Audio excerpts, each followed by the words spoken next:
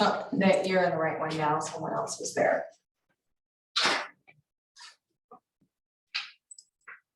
And do I just unmute them? No, they're in there. They're in? Should be in. Yeah, it's whoever it is that they're in there.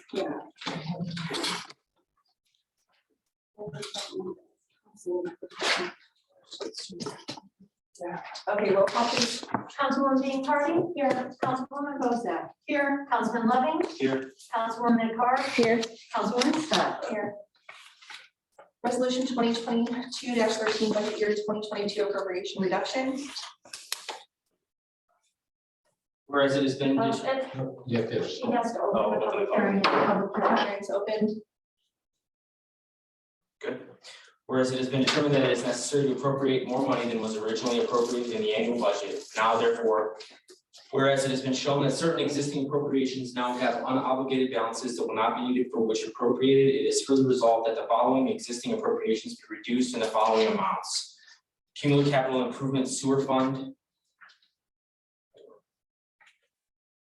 is the fund name. Major budget classification. So cumulative capital improvement sewer fund, $85,500 reduction requested. Recreational trail grant fund, $168,000 amount of reduction requested. And NDOT LTP CMAQ grant fund, $1,652,000 amount of reduction requested. And local road and bridge grant fund, $309,759 amount of reduction requested. Motion to approve. That's what public speaking. It's public hearing. Yeah, Joe. Oh, I yeah, thought that was discussion in the public hearing. no, you- I'll go ahead and do it now. So you just asked for comment. comments Comments in for? favor and comments against. Comments for? Comments against? Public hearing closed. Discussion? This budget reduction is so that your 2023 budget will be approved for those grant funds. If you recall, we anticipated those funds being let this year. They are being delayed until next year, the trail grants. The community crossing grant, we budgeted for 1.3 million. We didn't receive that full amount, so we need to reduce that so we can accept, so that we can budget for 1.3 for next year in anticipation of possibly getting that much from the state. And then of course CCI, again, a project was planned for this year. There were some delays due to a gas line being moved. And so that project probably will not happen until next year. But in order to get those budgets to work for 23, we have to reduce them in 22, or the state will not approve 23's budget. So none of that money was spent this year and it's my understanding, none of them, you don't anticipate any of that money being spent this year. Therefore, we're just reducing it to allow us to spend it next year.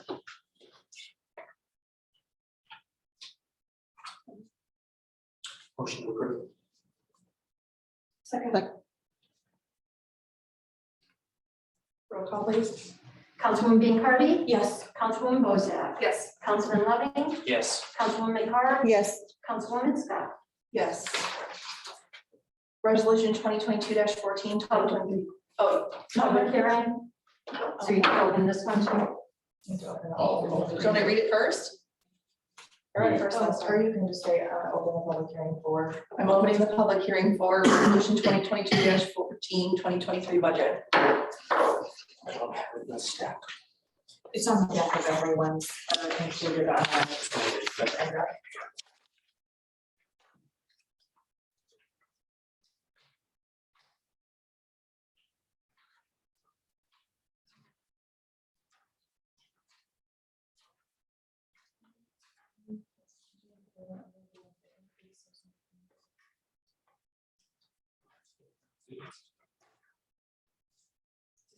Doesn't need to be read. The budget was published 10 days prior to this public hearing as required by law. It is on the backs of your agendas. Our estimated max levy is going to be $2,542,718. That's the 5% growth factor that the town was granted this year. Net assessed value decreased by over $36 million. We anticipate a tax rate increase for next year because of that. And the first general fund, motor vehicle, highway, parks and recs, cumulative capital development, and cum sewer are all tax driven, property tax driven funds. So you will see in those columns what our budget estimates are, what we hope to bring in property tax in the second column. In the fifth column is what we currently bring in and what that growth factor might be, if only solely based on that increase of property taxes. The remainder of all of the other funds are being advertised so that the state will approve the spending in those funds, but none of those additional funds require a property tax levy. They're all funded by other types of taxes, fees, fines, revenue of other sorts, and many of them are grants. And so I guess if there's any other questions, I can certainly answer them, but hopefully that kind of summarizes what the budget is going to be. Comments for? Comments against? Public hearing is closed. Discussion? Jane, thanks for all the work you did on the budget this year. Sure. I know it's not easy. And then, of course, you'll have your adoption next meeting, unless you guys hold a special meeting. It's scheduled to be adopted at your October 12th meeting. Or at least considered for adoption. How about I put it that way? Thank you, Jane. You're welcome.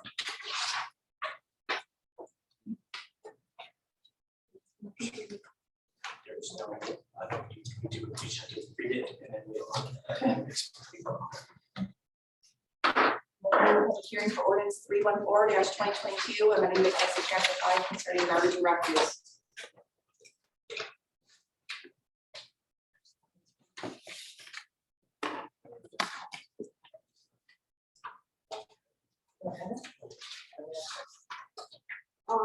It is posted out on the entryway.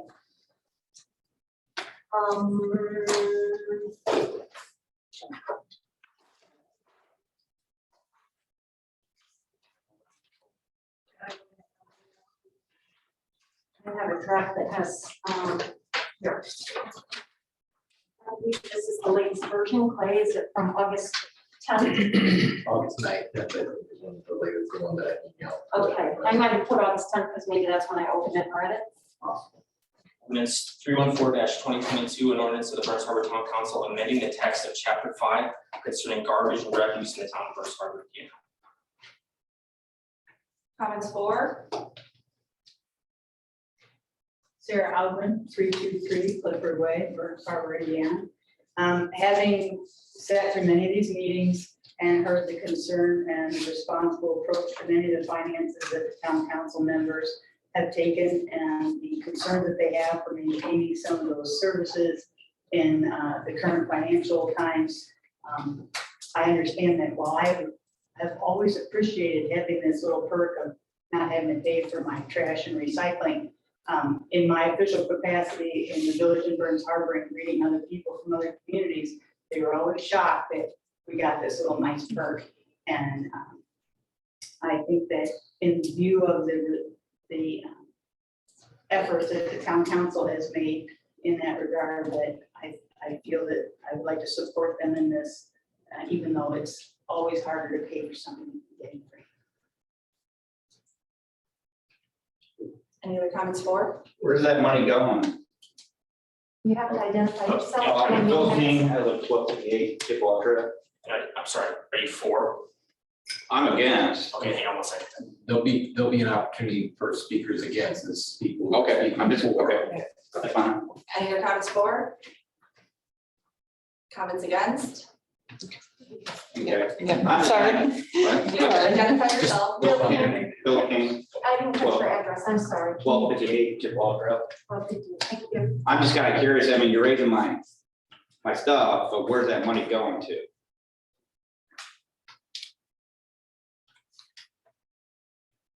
Well, I mean, if I'm gonna pay, I'd like to know kind of where the money's going to.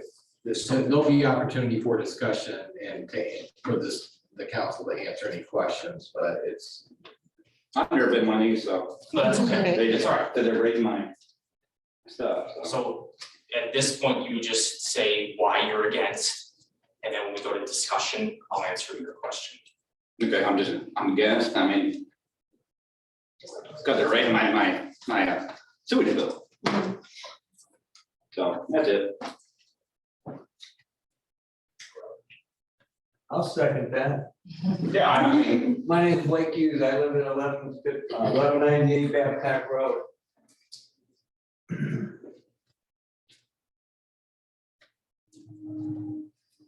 Any more comments? Against? Any more comments against? Mary Nolan, 1163 Harbor Way.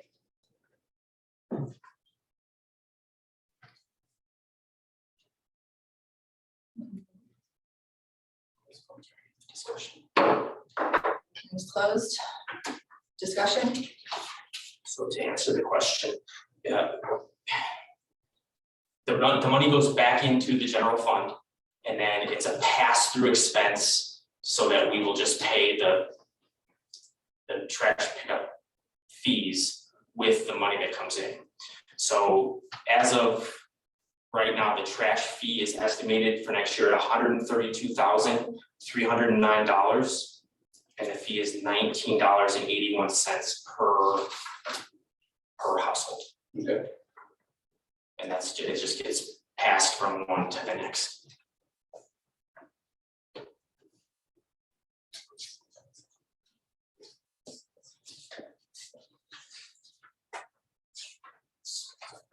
So we assume that number is correct. 1948 per household, not 1981, I'm sorry.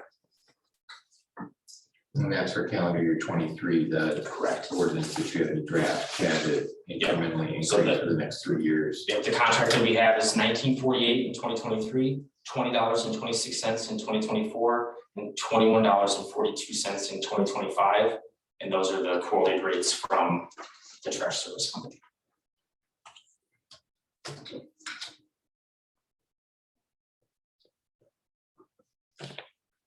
Any discussion? I have a question. Trash was mentioned, but recycling wasn't mentioned. Do we have to pay for recycling now? The existing contract continues with the every other week recycling, so it's included in the current fee. And they didn't quote it not with recycling because they said it would be about the same. Because the recycling rates have gone up, the value. And is this the, So we're not paying, I'm sorry to interrupt, so we're not paying extra for recycling. okay. So is there just this one company that gets used in Burns Harbor? There is, they would not quote it. If we wanted to go where everybody pays for their own, they wouldn't quote that, they won't do it. Okay. Because it's too hard they collect from us. But if you saw the late sewer payments, they don't want to deal with the late trash pickup payments either. So they make us collect it and give them one payment. So when I pay my sewage bill, I'll be paying my garbage too all at once. Correct. Okay. It'll be in the same yellow booklet. So instead of $40.75, it's gonna go to $60.75. It'll be 60.75 plus the other 48 cents. It's It's less, $40.75 now, so Right. another $20, you're saying $65.75. $60.23. 60.23.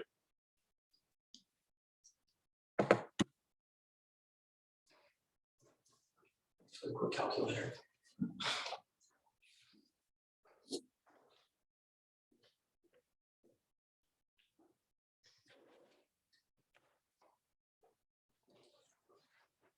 Any discussion?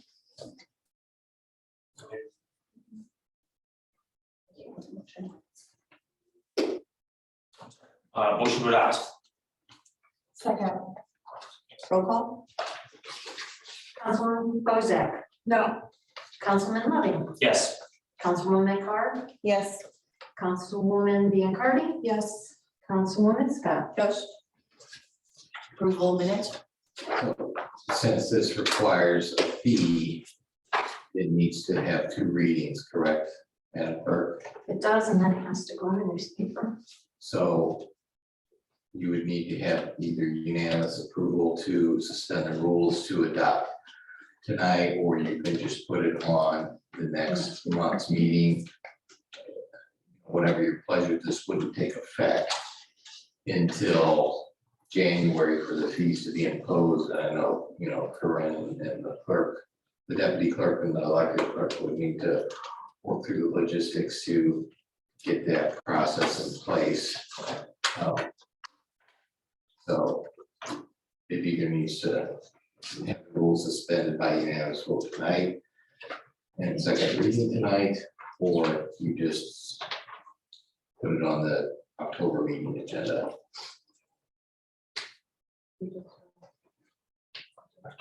So, Yeah, we'll wait. the roll minutes. A motion to approve the minutes from August 10th, August 15th, August 16th, and August 17th, 2022. Second, Discussion? Roll call? Councilman Loving, Yes. Councilwoman Hart, yes. Councilwoman Biancardi, Yes. Councilwoman Bozak, Yes. Councilwoman Scott. Yes. Reports, Jane? I don't have anything. I was asked, since the street superintendent's father has passed and it looks like his service will be Monday, would the council allow employees to attend that event? Yes. Yes. Roseanne? Yes. Nick? No, ma'am. Tony? No, thank you. Jennifer? No, thank you. Clay? The only matter is what I emailed about earlier this week with regards to Oak Leaf Lane and those requests for easements. And I sent those letters out. Were they certified letters, Clay? We know that they received the letters? They were first class mail, and then the one for the COMSA via email, and I know they've received it, but those others, they have not been returned. The one was to individual or a couple who I know that you know well, it hasn't been returned. And I believe that was sent via email as well. I think they provided the email address. The other individual has an address in Belmar, so nothing's been returned, so I'm certainly. But if you want me to send it via certified mail, I can do so, but What do we do if they don't respond? What would be I our think next that- step? I think, confer with the engineers, because part of the issue is, I don't think that those are dedicated public roads. I think that they, are perhaps, easements, and so we continue to, I guess, the stick that we have for the carrot is don't, maintain those roads. Don't plow those roads. We'll send it by registered. Yeah, I would say so, certified letter. Can we send a certified letter just to make it, so it's with signature? Yeah. Let's make sure that they got it. But then, once that happens and there's still ticket from the other side, then you need to decide, what are we gonna do? So, we can do that.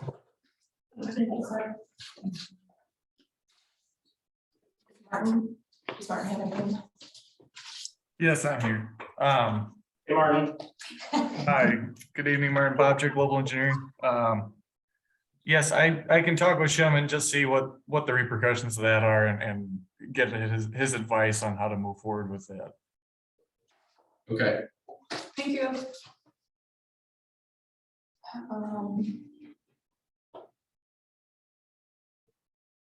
Can we just? Does anyone have anything that, Rob, does Rob have anything you need to know that we need to know? Oh, does he have crack ceiling? I don't know, was Martin done talking? I think he's. Martin, are you done? I thought that was just in regards to Oh, I thought you were done, you just today's stopped topic. talking. Just keep going. No, I have a few items on here. Yeah, so for the crack ceiling project, I had submitted a pay app with approval letter. and a change order for the overage amount. It seems like there might have been some confusion last time. The overage amount was not for the street that was not on the list. I know that Chippewa Trail was crack sealed. That was without approval, so they did not charge for that, for the quantity used on that street. The contract did go over by $667, which would have to be all local funding. But that is just for material that was installed. Was there any other questions regarding the work that was performed? What is the name of the company that performed the work again? Pavement Solutions Incorporated. They've been doing work in the area for 20 years, 20 plus years.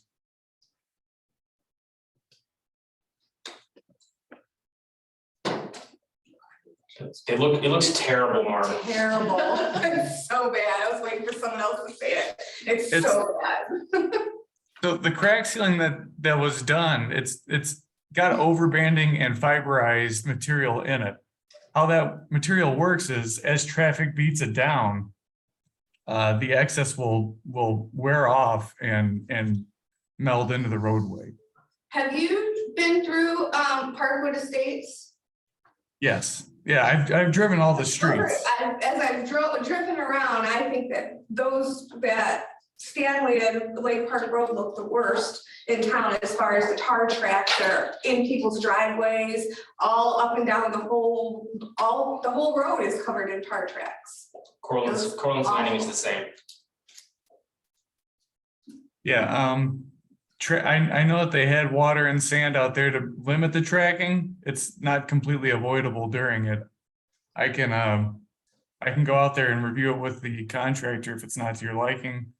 I'm not sure what can be done outside of, like I can go over options to try and clean it up if it is out above and beyond. I didn't notice that when I was out there, but I can take a closer look.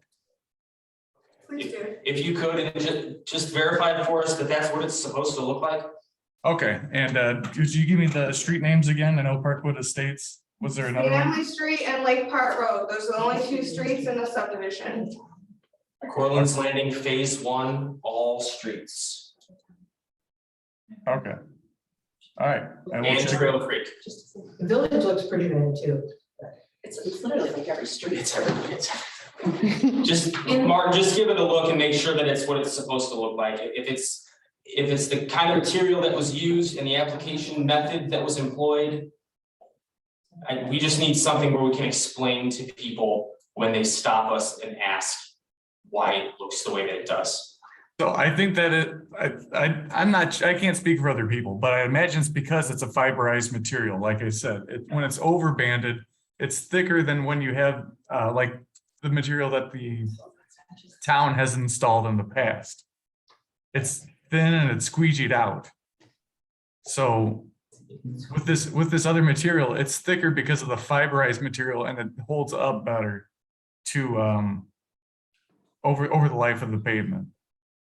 So you'll have to do less crack sealing with this. I understand it might look a little messy to some people. Okay. That is the difference between the two, though. It is installed. When I drove the streets, it is installed correctly. And Okay. Martin, do we have a deadline on getting this paid so that we can close out the community crossing grant, the monies that came for this, that came in last year? yes, the time frame that we have is 18 months from award letter, which puts us out to October 29th. That's when we have to close out this project.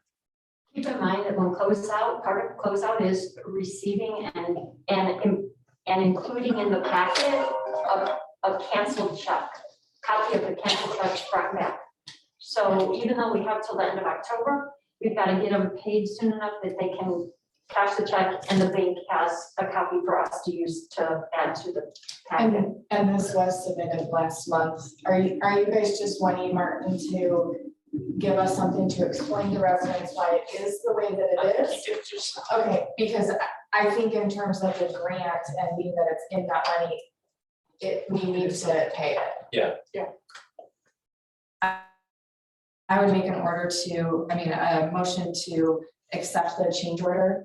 And can I do them together, Jane? Sure. And pay the bill for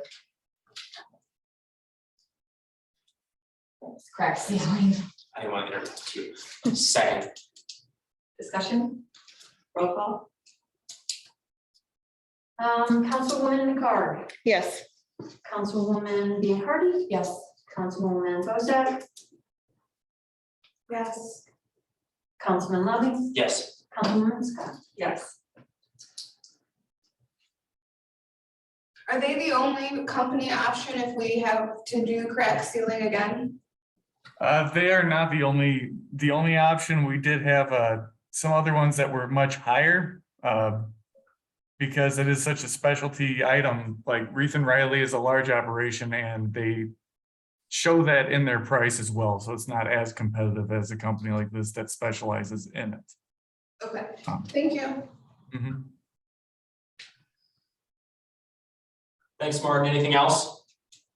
I just sent you some pay applications today for the Reith Riley paving project as well. And I know that's the day of, so it doesn't need to be approved right now. I just wanted to let you know that's been submitted, and that's the final pay applications included in that as well as a change order for approximately $3,300. That's for overage and poor subgrade. Additional subgrade treatment had to be installed on pretty much every road and it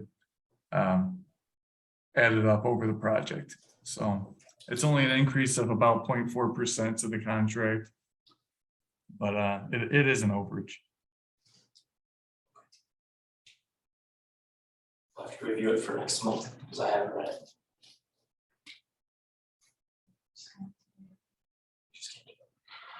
Anything else, Martin? No, is there any other questions from the council? Oh, sir. No. Okay, Thank thank you. you all. Do you have anything for Rob? I do have stuff for Rob. So they've had hiring process going. And they had 10 interviews scheduled, 7 of which showed up. And they want to hire Mike Guciardo. If it's all right with the council, with a projected start date of September 28th at 19 and a- Guciardo, I might be saying it wrong. Can you spell it for me? Yes, Okay. Gucciardo. Thank you. And then with that, because it is with a start pay of 19 an hour, we do have an employee at the street department, Brandon Downey. He has been here for about 2 years now. We'd like to bump him up to 22 an hour with the unlimited equipment operator status.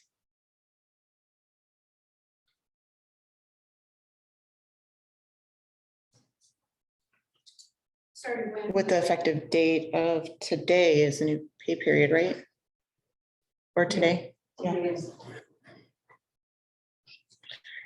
I'd like to make a motion to hire Mike Guciardo, sorry if I'm mispronouncing that, and increase Brandon Downey's pay or salary And change his classification. and change his classification. Yes. I'll second your motion. Discussion? Jane, is that everything you would need? I think so. I would have done the 2 separate motions, but. Oh, sorry. No, as long as everybody's in agreement. The thing is, when you combine like that, then it's an all or nothing. Okay. Just saying. I have one question, if we could make Brandon's date last month's meeting where we approved the ranks. I know the process took us some time to do that. I don't know if we can do that. Or no, I'm just asking. That's it's a challenge for us to go back and retro pay him that back pay, figure it out, do the calculation, put it in this payroll, pays perf and all of that. I'm just asking. That's all. It's just a challenge. It's not as easy as just saying pay him this now. When did the payroll that just, It started today. Yeah. So we just ran payroll today, it started, so the new pay period starts today. oh my God, that's fast. I'll second the motion. I'm sorry. Oh, I don't know. So, Roll call. Councilwoman B. Cardy, yes. Councilwoman Bozak, Yes. Councilman Loving, Yes. Councilwoman McCart, Yes, Councilwoman Scott. Yes. And yes. and no, that's all I have from him. Jeremy? First, I'd like to apologize for Good notebook. Chief McCarthy. We submitted our report. I apologize for it being kind of tardy, but we're working through that. And then we had a question on that, what? So there was a question in regards to like how you guys wanted the report submitted. We emailed copies. I don't know if there's anything else that you guys, give Jamie printed copy. I did. Okay. There's not. Just me. That's what I asked him, I said. So I don't care if I get it. I included her in the email and I gave her our Yeah, I copy, don't so care. I did do that. I don't know, So- I don't need a Okay, printed I'm copy. just making sure that there's not an issue Oh. with that. The most important thing that I'm looking to get done is, since now I got promoted, that left a vacancy for the assistant chief. I'd like to promote Sergeant Tim Lucas to the assistant chief position. I'll make that motion. Second. Discussion. Roll call. Can I ask, as of today? Effective today, please. Thank you. Okay. Roll call. Councilwoman Bozak, Yes. Councilwoman Loving. Councilman Loving. So woman, so I hesitate. Oh, sorry.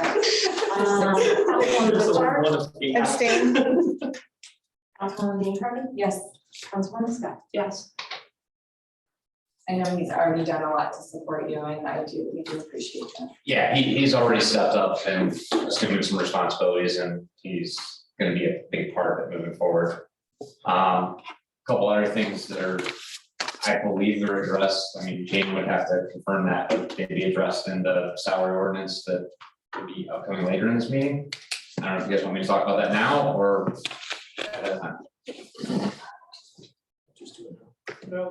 Okay, the things I'm looking to get done, one is to change the rate of pay for the probationary deputy marshal. Currently, the rate is $17.50 to $20 an hour. So when I was a probationary deputy marshal 10 years ago, I was paid $20 an hour. That hasn't changed since then. What I'm looking to do is have that change from a rate of 20 up to $25.56, which is the rate of the deputy marshal, which is the position they're hired for. That way potentially, as they either show that they can do the job more efficiently or what have you, we can give incremental raises as we need to during that probationary period. We got lucky in this situation, like I have two officers that we just recently hired. One has 5 years on the road prior to coming here, and one has 10 years. Both of them are way more deserving than being paid $20 an hour at this point. So I'd like that range bumped up. And then the other thing that me and Jane were discussing when we were talking about some part-time employees that are looking to come on was creating a job title of instructor. The basis of that position would basically just be teaching our officers. So we have to do annual training. We will hire those officers because their agencies aren't going to pay their payroll to train us. But then we can just do that, set their rate as that in a range of $22 to $28 an hour, because these aren't like all these officers are gonna have 5, 10, 15, 20 years of experience, so they bring value with them. But by creating the instructor title that keeps us from having to put them on our automobile insurance and other things, if I hire them as a deputy marshal. If I put them as deputy marshal, we have to do all of that. I just think it'd be a more efficient way to title these people, because they would have no intention of working patrol for the town. They would just be coming in to train our officers. And they would already have their certifications and everything else, so we're not gonna be sending them to obtain the certifications, they're already gonna have those walking through the door. What was the pay you said on that one? Sorry. $22 to $28. Thank you. 2022-15 addresses all of this, right? Looks like it. I think, I don't remember that for sure, but I believe there's a sticking out on it that should clarify that. There are sticky notes. Thank you, Jane. Yeah, so there's one version of 2022-15 here with the trainer and probationary deputy marshal changes, and there's one without the trainer and the probationary deputy marshal changes, so let's just keep that in mind when we get there. And your budget, I'm assuming you check that whole thing out, right?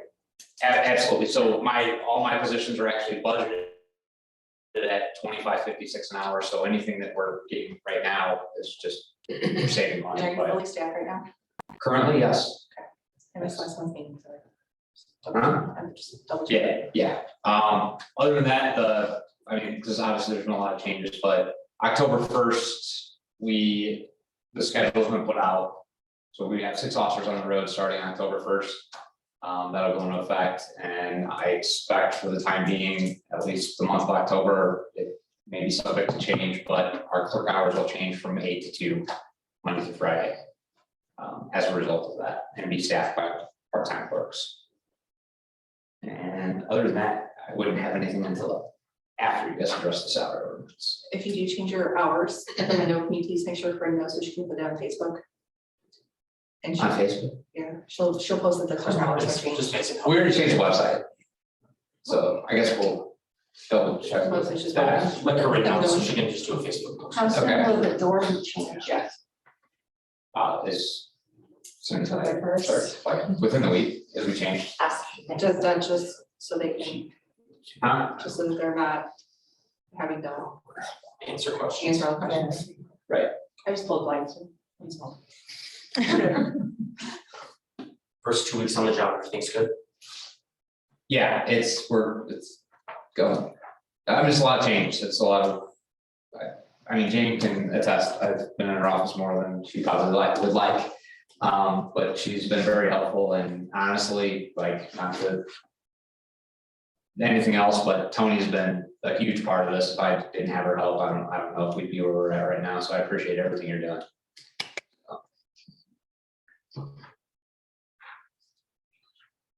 Thank you. There was one other item.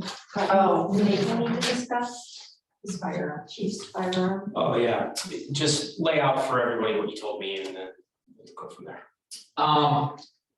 So I had a discussion with Jane, and we were talking about one of the things that we wanted to do, or one of the things that I wanted to do. Is I wanted to be able to come up with a way to make sure that when Chief retired, he had his firearm with him. That piece of property, I'd like to. Determine a way, which I know that Jane's checked into, because the value is well under $1,000. To be able to gift that to him as retirement, and may have to be sold at a. Yeah, whatever you determine to be an appropriate dollar amount. But I'd like to do that for him. It's commonplace throughout law enforcement that happens. Especially at his amount of years that he put into this place, so. So what is the other thing we talked about? What is the method by which we do that? You talked about the police union So being involved in that somehow. We talked about a few different ways. There was one of which I can check into it further, but one of the ways if we did it is the FOP could help. But we'd have to reach out to chief and make sure his FOP dues have to be current. I mean, so that's, it's like, I gotta make sure, like, it's a process. If that's the way we want to go, we can do that. We would just have to establish a value of the firearm before I can do that, because I gotta know what I would be approaching the FOP and say, hey, you need to pay this for it. Because the FOP will pay up to $250, that's it. What's the other option? The other option, I believe, and if I say anything wrong, feel free to correct me. But I believe that we have the ability to be able to sell an item that is valued under $1,000. Without, James gonna be able to say it more accurately than I will at this point, but I think we can sell that item because the value is less than 1,000, at the purchase price, I believe was right around 500 when it was new. The State Board of Accounts says we wouldn't have an audit issue if you were to sell it to someone, even if for $1, under the precision and under the provisions of Indiana Code 5-22-22. 6, which permits one item with a value of less than $1,000 to be sold by a private sale without advertising. And that person gifted that item to the retiring marshal. I'll make a motion that we set the value of Chief Heckman's firearm at $1 and sell it to him. For that, will we sell it directly to Chief or to Chief Heckman or to Chief McCarty? And then you give it to him. Okay. Make a motion that we sell Chief Heckman's firearm to Chief McCarty for $1. Second, Discussion? does that satisfy what you need, Jane? I think so. And Jane, just to clarify, so there's no issue selling it to a town employee? That is, he did, the State Board did not say that it needed to be. He did say because the firearm is town owned. And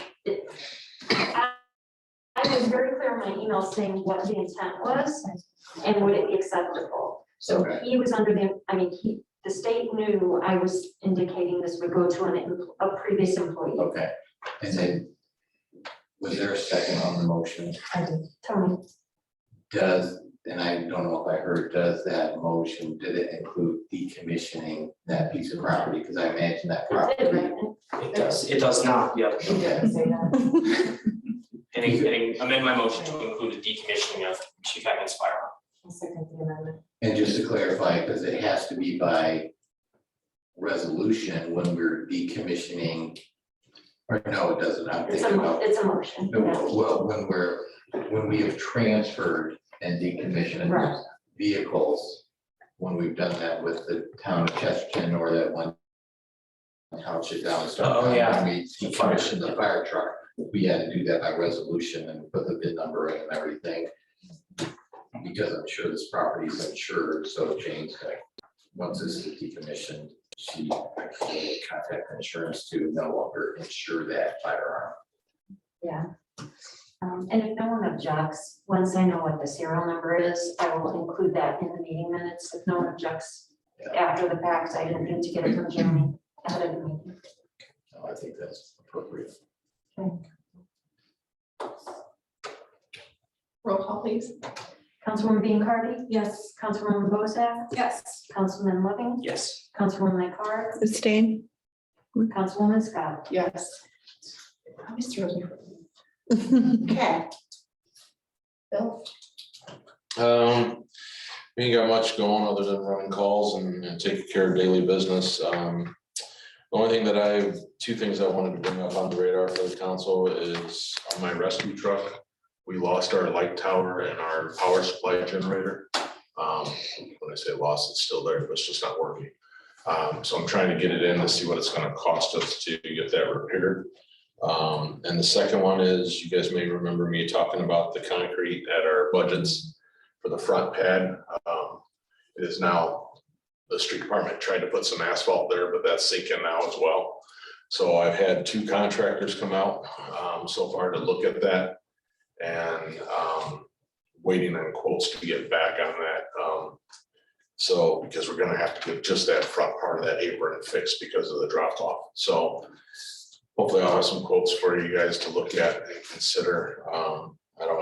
Can't even begin to, I'm guessing around $5,000 to $8,000 is where I'm looking at for that.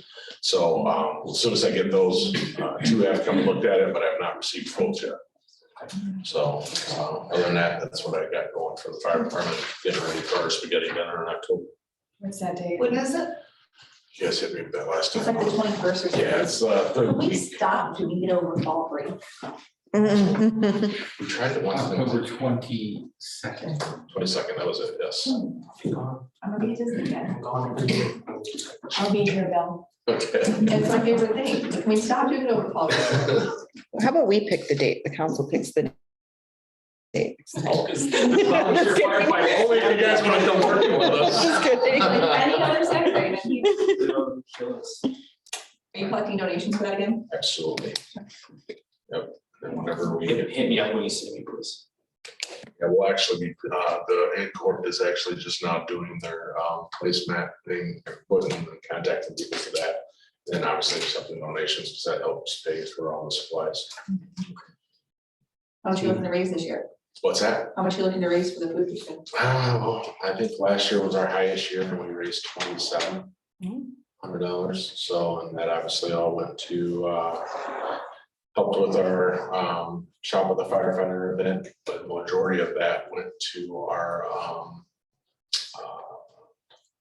burn camp for the burn children.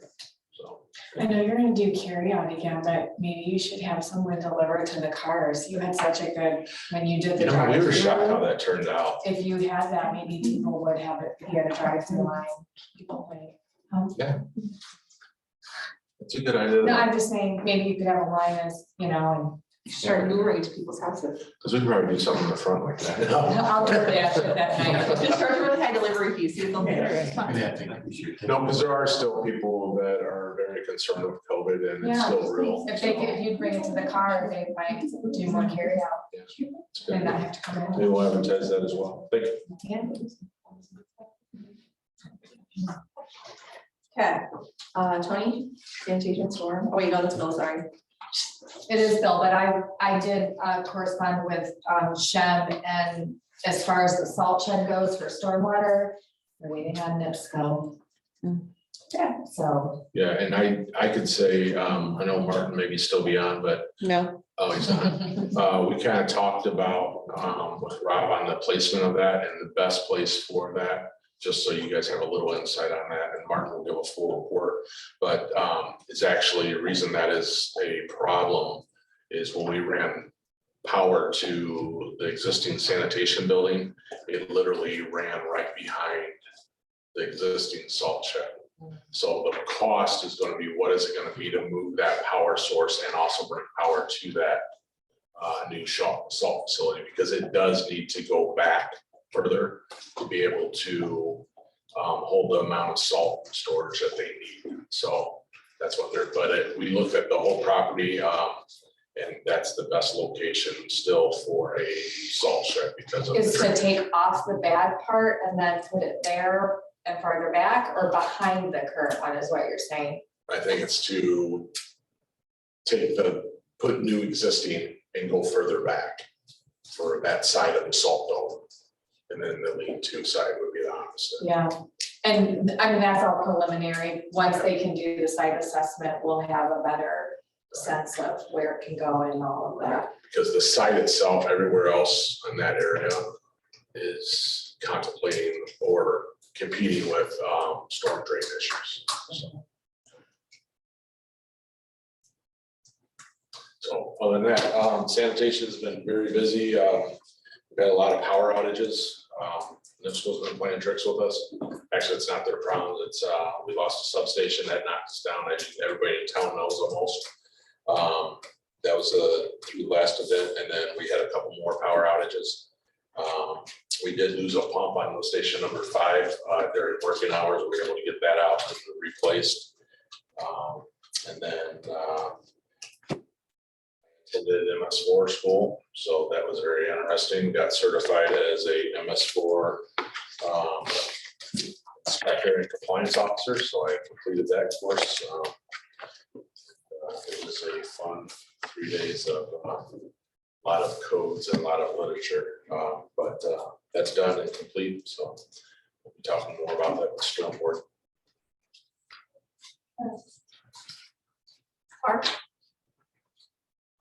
Lakeland, if you've driven by, you'll notice they're working on a baseball field rehab still.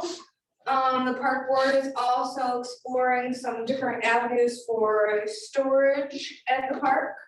And the best news ever, Fall Fest is back this year. So there's trunk or treat going on there, so Kim and the park are looking for some trunks to hand out some treats if you're interested in that. Leroy's will be at the fest, and we will have live entertainment from Sonic Degrees. The fest itself is from 5 p.m. to 10 p.m. at Lakeland Park. The time's trunk or treat. And what date is it actually on? On October 8th.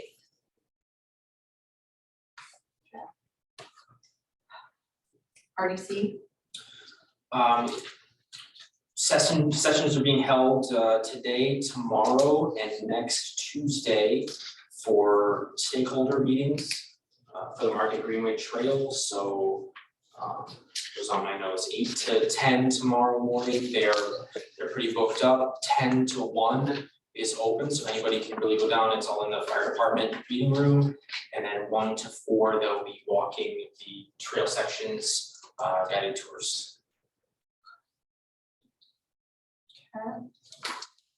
Sure, ethics. I do have one question on that though, and JD probably will. I'm a trainer, Shayna's a trainer. Do we have another one? Do you? Somebody said Bill, but I have. Bill, are that you a on my trainer for records. ethics? I was originally, but I haven't done anything on that. He's good. Okay, well, and did you get an email recently about a training session coming up in November? I did. I did not. Jeremy had suggested that he would be interested in taking Shayna's spot as the trainer, which I'm not opposed to, as he is the town marshal and the police, you know, his department, if anyone else is, I can forward him the training. It's an online Zoom, and I'll see if you are, I know, like I said, I know it's me, And Jeremy. that, yeah, went to that our old email that we ended up shutting down, the old Burns Harbor Fire emails. Maybe, cause mine went to my Gmail. They started charging us per email on that, so we shut that down as a volunteer site. Yeah, so I would make a motion to name Jeremy as the trainer, shared ethics trainer. It's gonna be long. I know, I'm trying to see who, I thought we had 3. It was me, I remember, Was 'cause it we all went to the training. No. Right, it might be me, you and Shayna. Well, you that better were have that listed. Zoom call. It makes sense. Yeah, right, yeah, I'm gonna make sure, I'll make sure he gets the. I just got it, right here. But we would need to, for Jeremy to attend the training, we would need to switch him into that role so that he can get into that. How do we do that? I'll second your motion. Discussion? Roll call. Councilman Loving, Yes. Councilwoman McCart, Abstain. Councilwoman Leopardi, Yes, Councilwoman Bosack, Yes. and Councilwoman Scott. Yes. Real yeah, quick, no, you are, but it's William at Burns Harbor. That's the, it's supposed to be WRE. That's my old fire. I'll forward this to you. Real quick, I'm sorry, just for the people in the audience that don't understand what's going on, because everybody looks when she says abstain. She's related to an employee of the fire department or the police department, so she has. Sorry, Bill. So she abstains on everything related to the police department. Just to clarify. Okay, Yeah. correspondence, item approval of Title V administrative amendment for Ozina Cement Inc. for term. Item approval of NSOP 6 permit revision for Sun Cosmetics LLC of Valparaiso. Item approval of Title V significant permit modification for powder processing technology of Valparaiso. Item approval of FESOP administrative amendment for Indiana Pickling and Processing Portage. Save the Dunes National Public Lands Day cleanup event, September 24th, 2022 at West Beach. FEMA floodplain management measures adoption deadline of September 29th, 2022. Presentations of resolutions, petitions, communications, ordinances, and remonstrance. Number 1, ordinance number 313-2022, flood damage prevention ordinance for Burns Harbor, Indiana. So this is the ordinance that we have been working on and needs to be adopted, and as Angie just read, the deadline is September 29th. So this particular ordinance, if we don't adopt it, then we forfeit money from FEMA. I worked with the department to make sure the language is correct. So we would need to tonight, if we're going to pass it, to do the 2 readings tonight with the, Motion to suspend. motion to suspend. So I will make a motion to adopt the ordinance 313/2022. Second. Discussion? Roll call? Councilwoman McCart, Yes. Councilwoman Biancardi, Yes. Councilwoman Bozak, Yes. Councilman Loving, Yes. Councilwoman Scott. Yes. Motion to suspend the rules and proceed to second reading. Second. Discussion? Roll call? Councilwoman Biancardi, Yes. Councilwoman Bozak, Yes. Councilman Loving, Yes. Councilwoman McCart, Yes. Councilwoman Scott. Yes. And then motion to adopt 313-2022. Second. Discussion? Roll call? Councilwoman Bozak, Yes. Councilman Loving, Yes. Councilwoman McCart, Yes. Councilwoman Scott. Yes. Can you make sure that it's signed and ready to go by everybody? I signed it, passed it. Thank you. Okay. Next. All right, resolution 2022-15. So amending resolution 2021-24, 2022 salary and wages for the town of Burns Harbor, Porter County, Indiana. So the question is, do we want to proceed with the police trainer and probationary deputy marshal changes or without? I'll make a motion to proceed with the changes. Do we need that motion? It's just 2 different versions, so this version gets, Yeah, depending which one you want to pass, the other one will be short. Okay, I just didn't know if we had to vote on. the resolution is the one with Did I get a second? motion to adopt. Roseanne said yes. Second. You said second? Sorry, I missed that. What? Discussion? Me and her, whatever word you want to do. Yeah, Thank you. I was confused because I wasn't sure what I was doing. Clearly. Discussion? Roll call? Councilwoman Bozak, Yes. Councilman Loving, Yes. Councilwoman McCart, Abstain.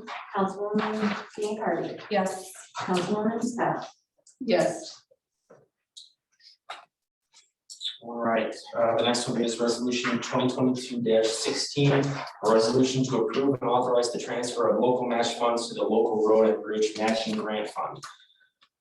Whereas the state's local road and bridge matching grant fund was established to provide matching rights to local units for eligible projects, Indiana Code 8-23-30-2, and whereas the town of Burns Harbor was awarded by the state local road and bridge matching grants fund.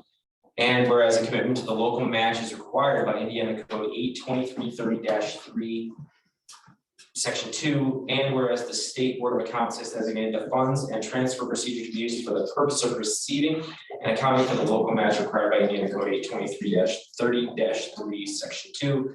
Now therefore be it, and it is hereby resolved by the Town Council of the Town of Burns Harbor, Indiana, that $103,891 from the Motor Vehicle Highway Fund, Fund 2201, $49,160 from the Motor Vehicle Highway Restricted Fund, which is Fund 2203, and $27,500 from the Local Road and Street Fund, Fund 2202, be transferred to the Local Road and Bridge Grant Fund, Fund 4505. Yes. Discussion? Basically, the state requires all the money to come out of the grant fund. So we're putting our matching share from those 3 funds into the community crossing grant fund, basically, and then we'll pay it out all as one, because that's how the state wants us to do that. Thank you. And that's for the paving and crack sealing projects that were done this year. Just to be clear.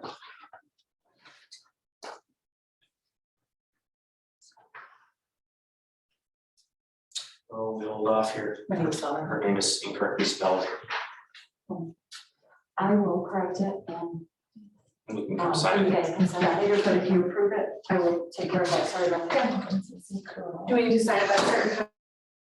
No, as long as I have permission to move forward. This one will have to go to the state, like the one that, the floodplain one, I think has to go to the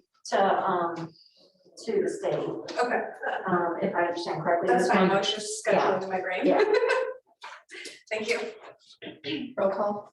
Your name is spelled in a way that the spell check Don't get started. says it's wrong all the time, so I personalized. didn't notice it.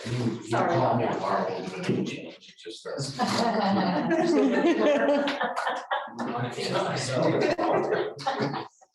So I didn't catch it, sorry about that. Okay, roll call. Councilwoman McCart, Yes. Councilwoman Biancardi, Yes. Councilwoman Bozak, Yes. Councilman Loving, Yes. Councilwoman Scott. Yes. All right, next one is 2022-17. Town of Burns Harbor appropriations transfer being hereby resolved by the town council of the town of Burns Harbor, Porter County, Indiana, that the following transfer of funds be made within the building department's 2022 budget.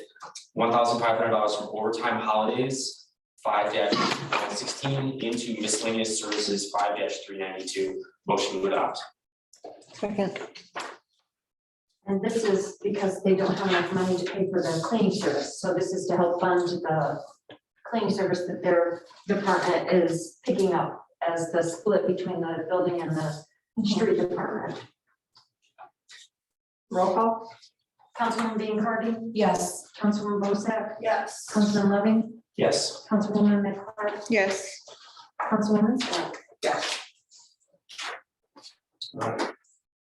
Been waiting for this one for quite some time. 2022-18, amending resolution 2022-15, 2022 salary and wages for the town of Burns Harbor, Porter County, Indiana. Do you need to read the whole thing? I mean, you guys all had a chance to review it. It covers what your intent was. It does. Okay, So I'll read it into the record. 2020 and 2021 COVID essential worker bonus pay. Employees of the town of Burns Harbor actively employed on the date of adoption of this resolution shall be entitled to bonus pay as part of the American Rescue Act. Full-time employees shall receive bonus pay equal to $2 per hour up to $1,000 gross for each of the years 2020 and 2021. Part-time employees shall receive bonus pay equal to $1 per hour up to $500 gross for each of the years 2020 and 2021. Bonus pay will be calculated on hours worked at the employee's designated workstation during the COVID-19 public health emergency, which was March 11th, 2020 through December 31st, 2020, and January 1st, 2021 through December 31st, 2021. Employees will be paid at the status they held at the town at the time the hours were worked. Elected officials and appointed board members do not qualify for bonus pay. This bonus shall be included in addition to the employee's 2022 salary listed in section 1 of this resolution for their total salary in 2022.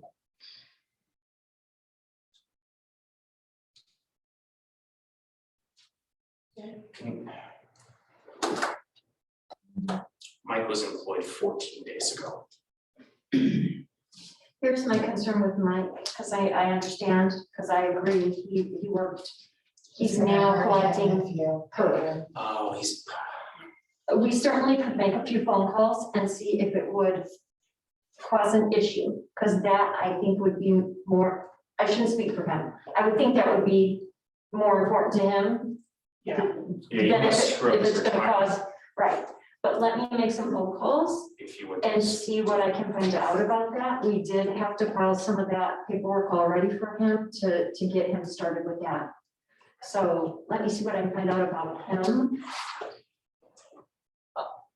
And, you know, tell me what you want to do about that.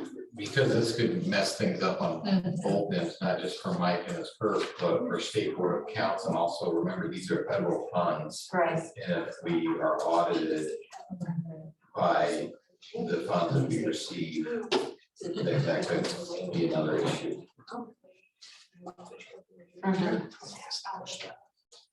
So Jane, is there any issue here with the fact that this says per hour for the salaried employees? It has the fact that it says what you guys asked me to make it say.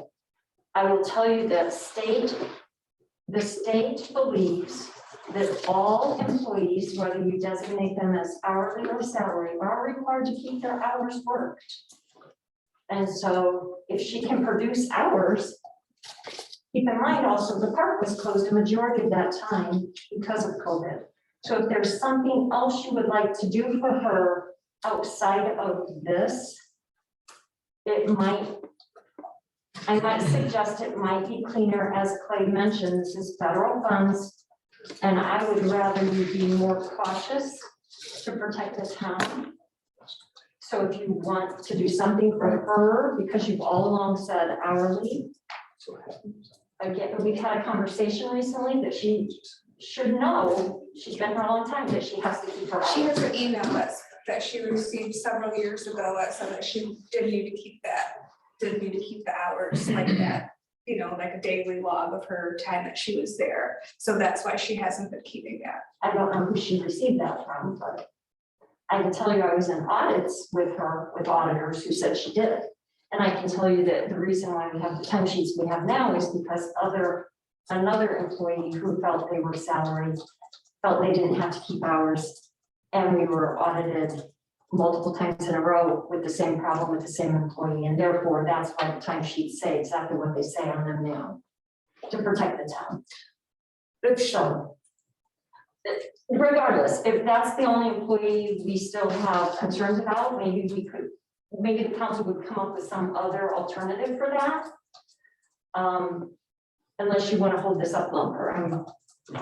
My second concern, as I said in an email, was my understanding was the council hoped to pay the firefighters something as well, but felt that if they were employees of the town, they would not receive both bonuses. They'd receive one or the other, and I haven't received a direction from the council on what the firefighters bonus might be. So we're kind of at a standstill about moving forward with paying those firefighters that work for the town in a capacity other than being a firefighter.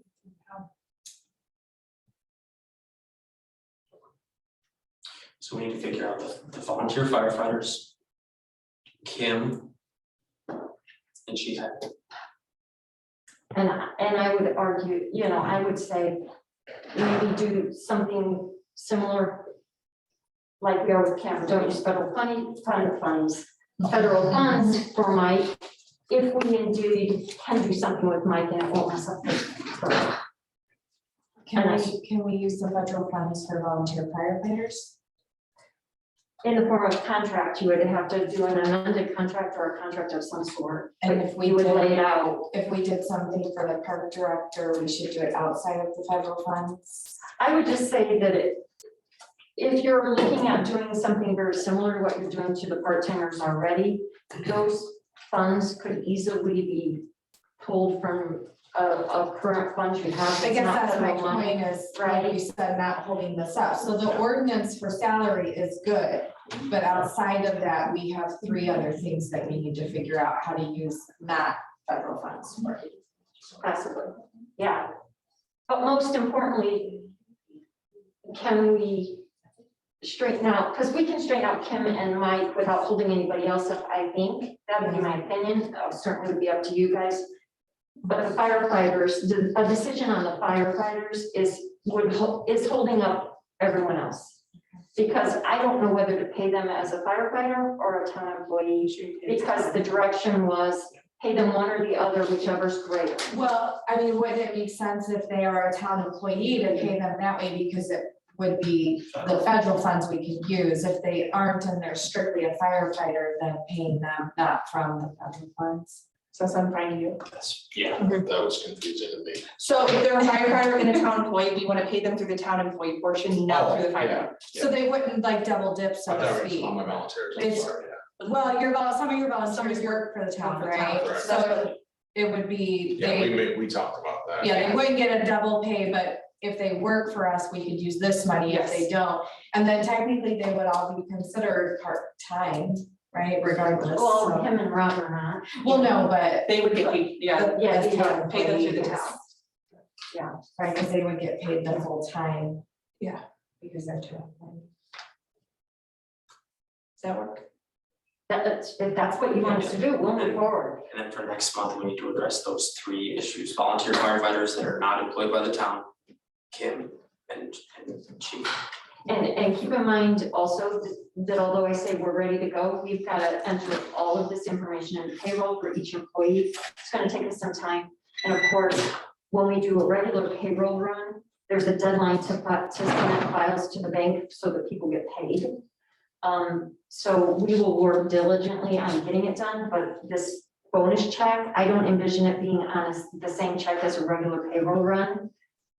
My concern is I don't want to hold up everybody from getting paid and miss that deadline to the bank. So we'll work as hard as we can to get this next check out. But I also have other duties and we have other things. So now that we've got direction, we'll work as hard as we can to move forward on it, I guess. But be patient. Okay. Well, but so Nick, you were mentioning that we still need to figure out, well, Kim and, yeah, okay, so, but the volunteer firemen and women would be part-time. So really, could we just give you direction to cut their checks from the general fund? I think, Do you know what I'm saying? I thought we would, I was under the impression we were making 1 check to the corporation. Oh, no, No, we this would have go to to pay, individuals. we have to pay taxes. These have to go, this is just like any other payroll. We have to pay taxes, we have to pay HERF to people that are in full-time. I think that's. It's gotta run on payroll. Because they're not paid. Well, here's the thing, so I guess the confusion is, some of our firefighters who are volunteers who get paid typically from contract also work for the town in other capacities, either as full-time or part-time. My understanding was the council wanted to pay them, Yeah. but didn't want to pay them as an employee and also as a volunteer, one or the other. But I understand what you're saying now, though, for the firefighters who don't work for the town, we basically need to amend his contract for that Yes, dollar amount. yes, yes. Yeah, this one covers all the firefighters that are employed by the town. Yeah, so we need to know How many? who's Okay. not, yeah, so Bill, Okay, so we need to know what of your firefighters are eligible that don't work for the town? And then you'll need to amend the contract. Okay, but you'll need to we'll need to amend the contract for the dollar amount that they're gonna get, so we can write a check to the in-court, so you can give them money. So I'm in the 2022 contract, Yes. what you're saying. For the COVID bonus pay or whatever we're calling it, for those that wouldn't get it Yeah, I think that's what we otherwise. talked about originally. Yeah, so we, So you want me to resend that list? yeah, Well, it'd be better because unfortunately, we've lost a lot of employees, yeah. so you guys will know that. Yeah, the last list I have, I think, is in June, either the beginning of June or end of June. Yeah, it's changed draft. Yeah, ours has changed too. We just had a list with who's not, like the people that are not, like that are not. But more importantly too is amending your contract so that we can. Well, and that would be something I feel, and I briefly mentioned in an email, I think it's something Clay needs to do. I mean, in the past, all the contracts we've done the past several years are just a few changes of dollar amounts and the dates, because our previous attorney drafted that many, many years ago. But this being a unique situation, similar to the salary ordinance, was written in such a way, although we're not using federal funds, so maybe that frees it up. I guess we need to, if we could figure out how much money you guys want to pay them, how much that's gonna add, I can try and find ways to pay for it outside of federal funds to try and keep it out of federal funds. It certainly could be paid in federal funds as well as an amended contract. Either way, we need an amended contract, I guess. Can you send us an updated list? Yep, absolutely. Does that make sense, Clay? And you said something about part-time employees. My understanding is that the ARPA funds, they have to be full-time employees. I was not under that impression. Okay. And because we're doing it in such a way, we're not doing it as premium pay. We're not doing it as premium pay. We're doing it as something called bonuses under the umbrella. I don't know if Which has changed Yeah, since they said it. the the whole process has changed. Okay, I know that Portage Township just did this and then we had to essentially rescind a resolution because something about fire chief employees were not eligible for what they were doing. So I want to make sure that. Okay. I don't know And what. it's the same thing. Right, I don't know how what their plan was to pay them, because early on, we were only allowed to pay, or we were allowed to pay something called premium pay, and there were a ton of restrictions on that. Yeah, What we're doing here is using the umbrella of, lost revenue, and I think. it and was- we're paying them bonuses. Okay, and that may be the end around, because I think it was the premium pay. Right. The lost revenue is something new, that's what Yes, I'm saying. that was adopted, yeah, that was changed this year in the final ruling from the treasurer. And so I made sure that that salary ordinance was clear that that's how we were paying them, using that umbrella of lost revenue, not calling it premium pay.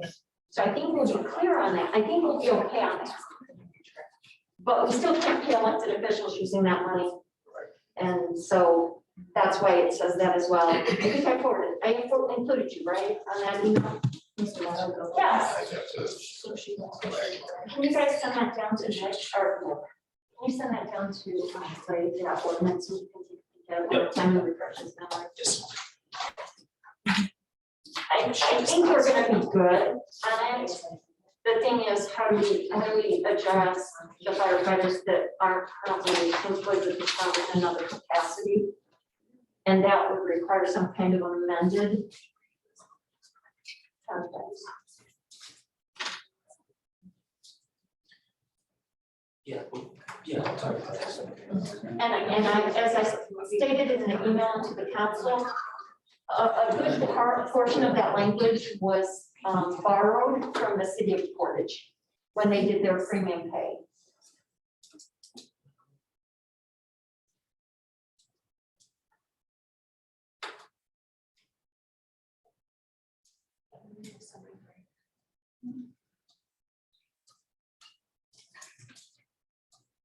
What's your original score card?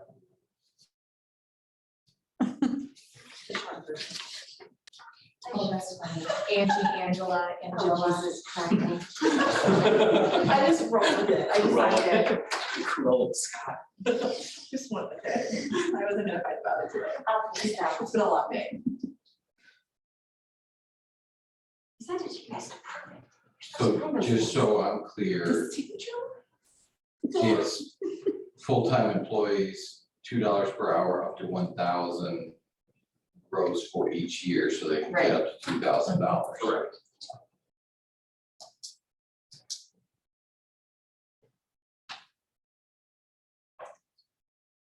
Is that right? Oh, I'm sorry, are you asking? Yes.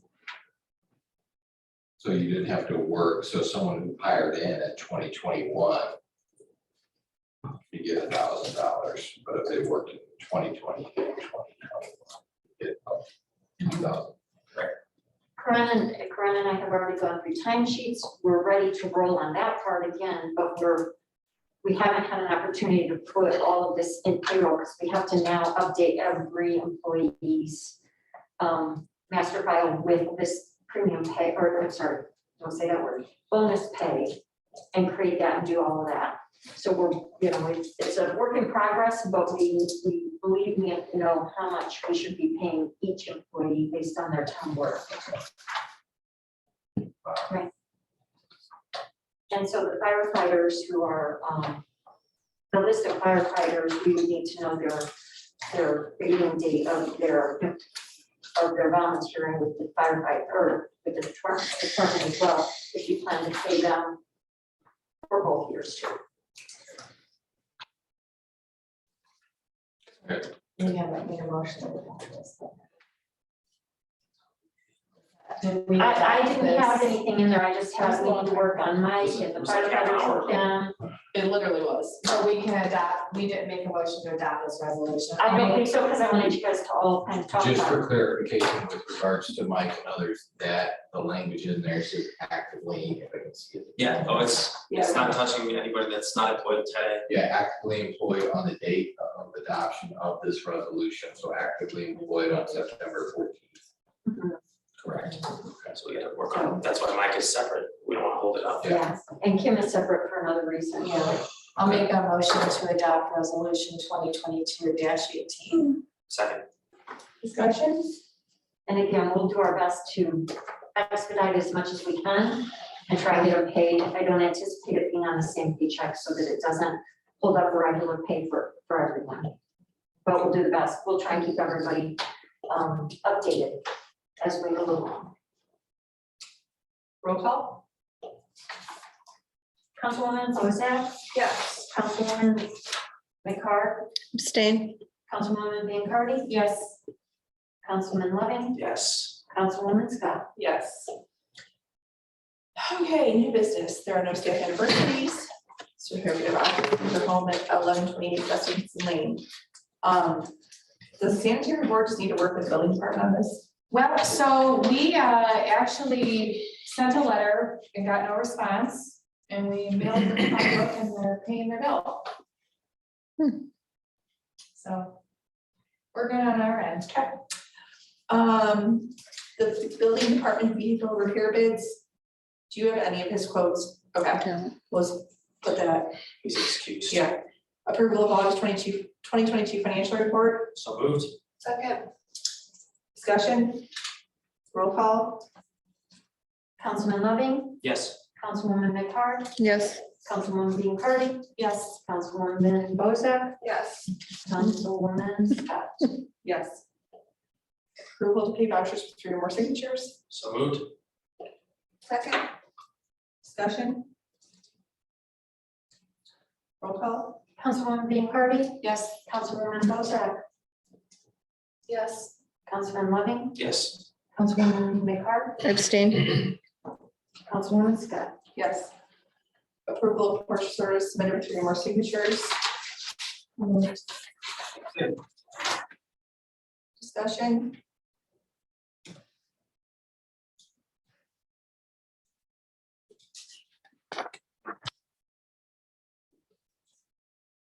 Roll call.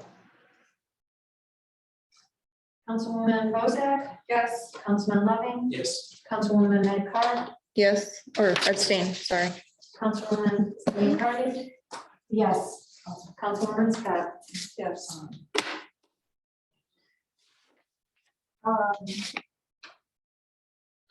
Okay, old business number 1, the generator. Or wait for Rob. Well, that's okay, but I saw Jane's email the last time we lost power, that thing was like Yeah. living, So so. it sounded really rough And It then they was- were having surges in the building, so. and it is not coming. Well, out. right, because you're on that. It's not self-testing on Tuesday. So we really need to. you know. Well, or just, I don't, have somebody out. I don't know if anybody's come out since I asked to get it looked at. So that was, he said he was gonna call the next day, and that's been a couple weeks, right? Okay. I don't know if he's got enough, if he's on the schedule or if they're behind or if he got a hold of anybody or anything. I don't know. I mean, I don't want to rush the purchase of a new one if it's something simple that needs to be fixed, but it is running very rough. And it's not testing, self-testing on Tuesdays. Seems like lately too, we tend to lose power more often than the weather's On bad. September 1st, it was, he said he'd call Cat again. We haven't seen Cat out here or anything since then. Not that you recall. Yeah. For one, it's hard to tell, and I mean, we waited on a truck driver for 10 weeks to deliver a new dishwasher. So it may be that there's nobody, in the last 2 weeks, nobody might have been here. It might not have anybody yet. It's a little short, so. Jermaine, would you be willing to call Kat or someone? Yeah. Since what, it's not, I mean, someone's always on duty up here, if you, maybe you and Bill, because it's for the 3 of us, right? So this is important for you guys, maybe given, the current circumstances, if we can at least get someone out here for service and then, if they're like, yeah, no, or whatever, thank you. I don't want us to lose power again with the crazy weather.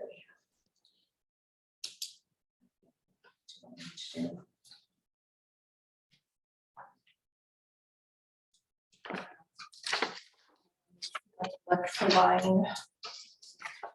don't know if there are any bids, I haven't seen anything here, have you? No. Okay, fully open position, street labor, repair, building commissioner, what do we do?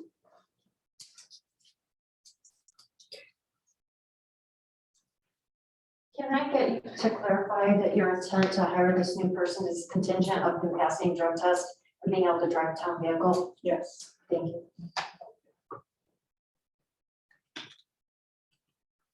You have new applications, right?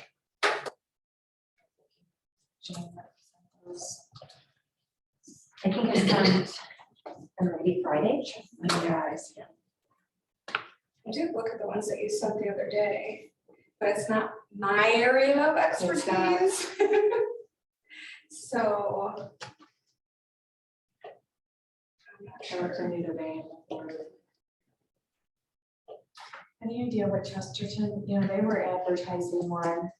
I almost feel like their town engineer is doing some of that work now. Yes. I'm not certain. I could reach out to somebody if you'd like. Well, they had advertised for a full-time building commissioner, and I feel like I read like some of the news, and it sounded like their engineer was handling some things. So that might just be in the interim too.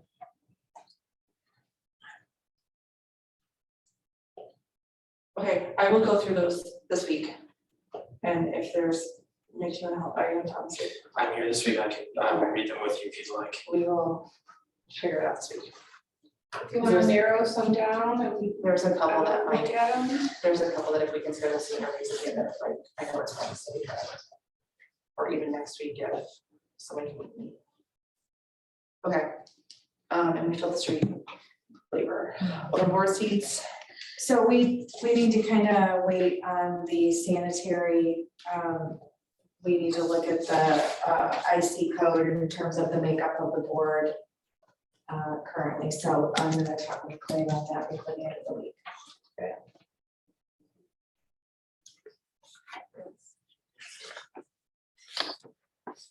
If you guys are done, I just have one more thing. Now that if you guys accepted the new salary ordinance, I'd like to try and get Officer John Carnahan and Ken Zolber bumped up to the 25.56 an hour. I know they haven't been here long, but I'd like to be able to retain them. And I think that's gonna be difficult at $20 an hour, and I'm tired of hiring people. So How I'd much? like to just kind of keep the Is guys that that we have. that's at moving them up from probationary period to their rate of pay now? Is that? That would be what their rate of pay is, as a deputy marshal. Both these officers have, they're both now actively working the road. And I don't have any issues with them. I mean, they're performing as well as anybody else would in that instance. What is it, Ken is 5 years of experience on the road and John is 10, Yes, so these are experienced officers, these aren't probationary officers. correct. If it was somebody that I was field training or something like that, I wouldn't be making this motion, but I mean, they're more than capable and they've already displayed that, so. And they're both actively working shifts on their own now, I mean, doing the job. So,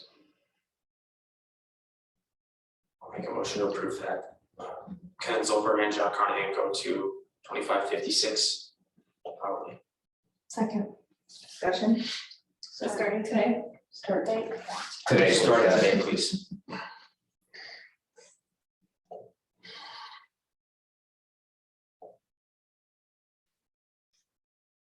Roll call. Councilman Levy, Yes. Councilwoman McCart, Abstain. Councilwoman Dean Party, Yes. Councilwoman Bozick, Yes. Councilwoman Scott. Yes, the reason we've not got a quote from Ellis for the generator is their supplier has to sign off on the design and he has emailed and called weekly and he's not getting a response. What is that for? I'm sorry. The generator. The generator, okay. So can I say one thing about the generator, just because we've experienced this with some of our other ones? Concern like Jane said, one of the good things to look at is when they just tell us if we need to replace that or not. And I know people know what I'm talking about here because he's dealt with them, but for them to measure the stator when it's in full load. So, and what I seen the other day with that pulsating, that tells me that it could either be an adjustment or that the stator is going out. The stator's going out, your generator's garbage. So to replace that is gonna be just as much to replace a whole new. Typically, What is that's the part two called, I'm things. sorry? A stator. So there's a stator, It's a line. stationary part. He knows all about them. And then there's the rotating part. He got really So excited. it's actually what creates and maintains the power. You're trying to shine. I know what I'm talking Like about. you're Not using- talking about dishwasher. Yeah, it maintains that power, so when you see that surge, usually that means that those copper wirings in there are not maintaining that electrical current that it needs to sustain power. Which would make sense that it's surging. Oh, it's bad, I mean, we could have a disco party in there, I mean, at least my side was. Yeah, it was getting, it was, It burned my battery on my computer, because it kept going in and out, and it killed my surge protector.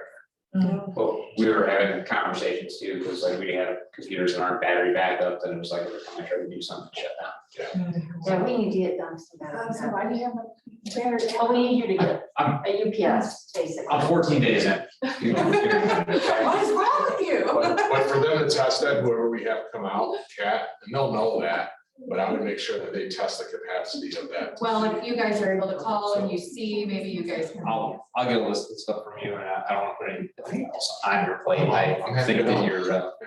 Yeah, but you all need it. Oh, yeah. It's important. Like I said, my computer's going on and off. so Yeah, I saw. well, we don't wanna have Thank God. expenses for equipment that gets fried because of it or, That's a big concern too. And- And getting fried, it's not worth. no. No, I finally shut mine off. I was like, okay, I'm gonna wait till this shows. Jeremy did not. He Well, we have can- surge protectors, but we just don't have the battery backup. Yeah. You have whole buildings. I just have the big one, CPU protector is all I have. That might be something to look into. We had, on our house, we had a whole house surge protector, which is a separate square D part. It makes an enormous difference. In other people in our neighborhood get a lot of trouble with surges. We've never had any. We just had one installed and we keep our building out. Aaron said that with the age of it in the shape it's in, it's at the end of its serviceable life, it could probably be completely rebuilt, but they don't think that, he doesn't think the cost would justify having a non-warranty unit at that point. Probably not. But if it's a minimal cost, if it's just an adjustment, it's gonna get us through till a generator gets here. Yeah. Right? My order might take 7 months to get. That's what I'm saying though, if it's just an adjustment, that's one thing they could get us through. If it's a part, maybe, but knowing that we're gonna pay them and then have to get one in at the same time. Got another option too to consider, but we can talk about it later, because that'd be long. We got a brand new generator sitting over at the building department that's capable of running everything. It's in stock. What? I'm just saying, they're okay. We have. Wait, what? The one that we installed from the sanitary at the time at the street department, Uh-huh. that generator is bigger than this one. It will actually run the whole entire town. We would just have to trench and put switching gear also on street department. So now it would run, that generator would run town hall, fire department, Yeah, why don't So we why do are we, that? yeah, because nobody knows it until I just told you that.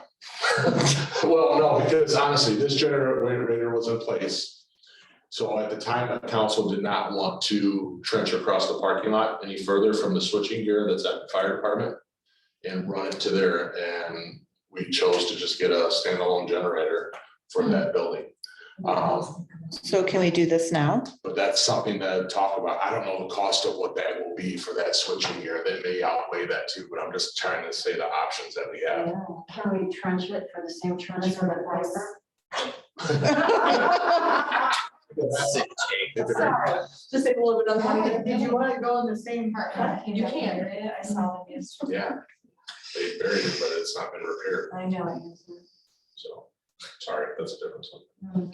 But I just wanted to give you guys another option because Switching what?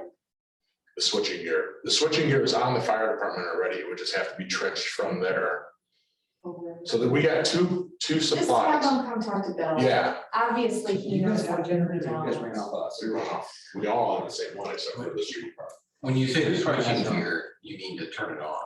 It's the actual, when the power shuts off, Switches it around. automatically switches. Yeah. So the town hall has the timer event. The fire department got the switching gear because at the time they thought it was less feasible for it to bother us. So when it shuts off, that's what trips it, kicks all the power on. But that generator is big enough to run. I can only mention this in the past 3 months with your little secret you got over there. What else do you have that you're not telling us? Like, do we have it shaken down, like? No, I didn't know we were, honestly, I don't know what I missed, but I didn't know we were looking at purchasing a brand new one, so. that was- I think we're hoping. I thought we were I fixing it. don't even want to say that out loud. Or about a cheaper place or a cheap. I saw it I saw it in the minutes. He's got 8 departments he runs right now. Give him a break. Come on. Okay. Good the order? Tony, I got something. I know that I know. Did I mishear you when you said you wanted Brandon to go to $22 an hour on unlimited equipment? What Jen did, she said the I'm sorry, title, Jen. the title of his grant. Unlimited equipment operator. And what was the rate? 22 an hour. Is that, The but salary ordinance says $23.59 because I used the. pay So that's up rate. to, No, not what I was directed to do. no, Sorry. his, So can you his fix ranks that? have specific dollar amounts attached to them. I mean, if you want, if we need to fix it. we should- 23.59. You want to make a new motion? I'm sorry, wait. I'd like to give it a motion to be 23.59 So at that unlimited. at the unlimited Okay, operator. okay. Got I it in don't, your budget? I just checked and. The question of the day, it's in your budget? Yes. Second. Oh. Sorry, Jen, I just noticed it and realized that Yeah. it wasn't a range. That's not. what was in No, that his, when he proposal. did his ranks, there were specific dollar Okay. amounts. However, if It does, in it the is. future, he wants that to be an up to, then we just need to amend that. Okay. Okay. I was writing before and I wasn't looking. I have it in front of me now. Councilman Loving? Yes. Councilwoman McCook? Yes. Councilwoman Bozak? Yes. Councilwoman Dean Hardy? Yes. Councilwoman Smith? Yes. Good the order? Yeah, I got one, I'm sorry. So Bill, this may be a question for you. There's a house in Cortland's Landing. They got a conditional certificate of occupancy because they moved in during the winter time. And they did not finish their front yard. And now they have their certificate of occupancy. What can we do? So the house sits with the yard unfinished. By our ordinance, there should have been a payment. A bond in They place. got it back. It would be released from my office in the direction by the building commissioner, so I'm not sure what house you're talking about, but I could certainly. If you already issued that, like Jane said, by him. It's, So what can we do to get them to complete the work? send a And what do letter, we do? Because I mean, send a letter people are saying that mad. this is complied, that you should have completed this, and you will be fined maybe by nuisance or by the building code. is it fine? Because it is in our code that the yards have to be sodded, sidewalks have to be in, Since it would be taking the whole thing. yeah, that's all it's gonna be. So they could be ticketed daily? It's whatever it reads in the code. Okay. Can we look at that? There is a daily amount set. But if it's been issued and released, yeah, that's the only avenue we would have. You know when this happened, It was, I mean, it was this spring and it was, so, yeah. Say no more. okay, Yeah, I know Thank for you. a fact that Jane would not have released that until he said that he was ready, so. I've been there. Yeah. Right. What? Oh, yeah. Thank you to the two police officers who participated in the village's bicycle event that they had last Saturday. I drove up and saw them racing around, and it was really great to see them on the bikes, and Who was it? it was Chief McCard and Officer Kearney. Very good. And then it was great to see the way they interacted too, the kids. I think it goes a long way for the kids being more familiar with the officers and. Better see bikes, fall fests. All right, last one. Just They don't have wanna- trunks. What do you want me to do with them? No. And they got little bags, but I got a milk crate you can add I on gotta to get, that. there and get cars there with trunks, right? Well, I mean, I need you to make sure everything's going good too. We're gonna have a good time. It'll be fun. Last one, just want to note the passing of Chief Raymond Wesley. Joined the Porter Fire Department in 1968, retired as chief in 1991. 91, joined the Liberty Township Fire Department and retired as assistant fire chief in 2009. Proudly served his communities in fire service for 41 years. EMT for North Porter County Ambulance Commission from 74 to 88. And he served a 4-year term on the Porter Town Council. More importantly, he was Robin Matt's dad. So we extend our condolences to Robin and Matt on the loss of the family. The other thing, can we section retreat hours now, just be done with it? We usually do what Porter and Chesterton do Yeah, because and then they we don't don't have. They've set them. And I don't know when they. A day, 7. 5 to 7 on Halloween, I Did they believe is what I already? saw Chesterton do. Yeah, let me just double check. Yeah, so I got an email. Hallows Eve, yeah, it's the 31st, that is So- that's, you guys want to see, I mean, that's weird. It's so weird. when So- I feel like I just read that they did it. Just. I think it was also. It is, yeah. As long as you're okay with that. That will pass it, but you can list your events. Yeah. I saw that, I know I saw Westville posted it. I feel like Chesterton did too. I don't, They just had a meeting. Yeah, it's on 5 to 7. Okay. It was a website, I was in Facebook. Evans and Edmonds, you know, all go visit there. Yeah, it's on there. So trick or treat, we're mirroring, doing 5 to 7, how? Correct. Motion, I'll make a motion to set, I'm sorry, yeah, I'll make a motion to set hours for Halloween trick or treating this year for Halloween, October 31st from 5 to 7 p.m. Second. Discussion?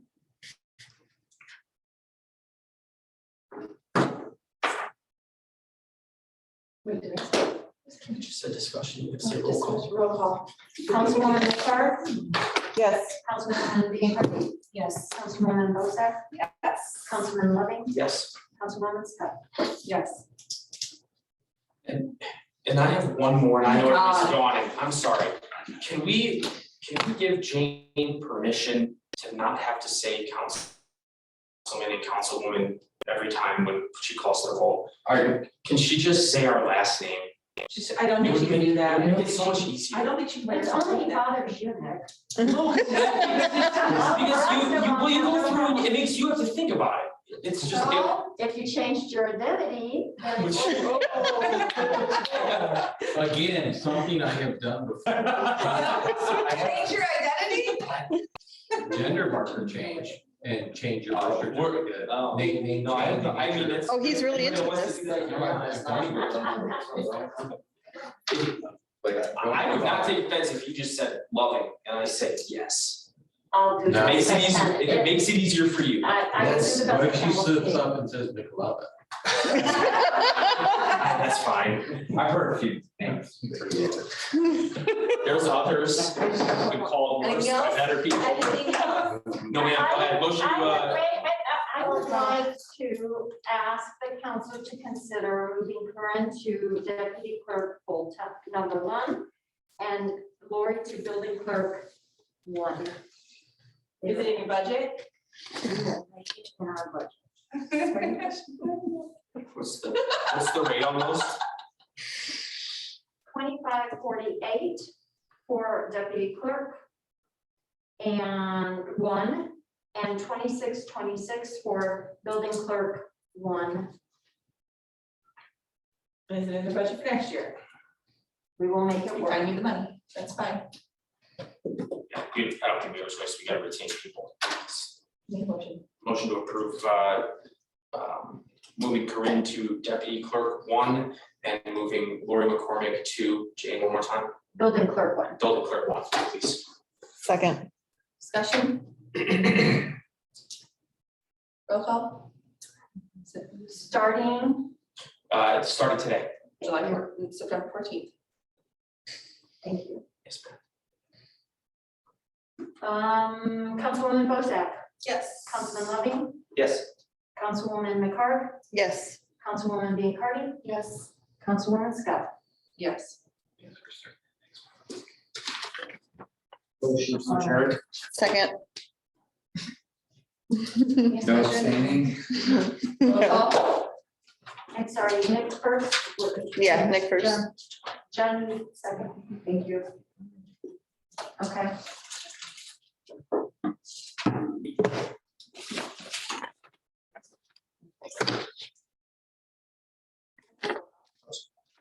I'm sorry, She's ready. I missed it, I'm sorry. Councilman Biancardi? Yes. Councilman Bozak? Yes. Councilman Loving? Yes. Loving? Listen to me. Councilwoman McCarr? Yes. Councilwoman Scott? Yes. Looking at me, lives easier. I understand, and it's like, we have it, I think. I mean, however you wanna do it. We have I to gotta have- take off. Well, I know, I'm just saying, but I don't need that. And you'll get the serial Oh, numbers. yeah, I gotta get the whole serial number for you, I just remember. I would put it in.